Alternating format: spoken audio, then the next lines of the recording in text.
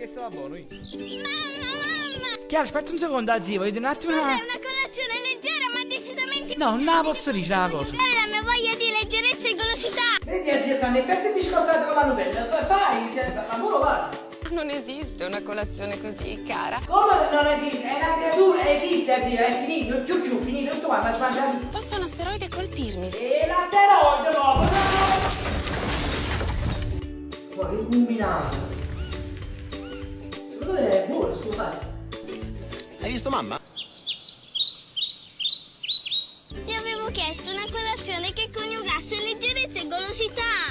Oh, ma le necessarie sono più aggettive, vostra moglie è morta, voi lo dite per leggerezza e velocità. Ma lo so anch'io che non esiste una colazione così. Esiste una creatura e dici che esiste. Possa un asteroide un po' più infuocato di questo colpirmi No! se esiste. Chiara! Barbecue Oh, sì, neanche frate. di prima mattina. Ma perché in a casa vostra dice quando andate a cucinare? Non sarebbe meglio una colazione? Ma lo sapete? Leggera ma decisamente invitante che coniughi voglia di leggerezza e golosità. Velocità, ma di pure velocità! Esatto, bambina sorridente. Scusate, ma siete davvero? Ma colazioni così mica piovono dal cielo. Oh, zia, tu pure mi piace morire, però. Sono rimasto soli. Esiste, ma in un tempo, ma esiste, sono sicuro che esiste. Non mi metto proprio in dubbio.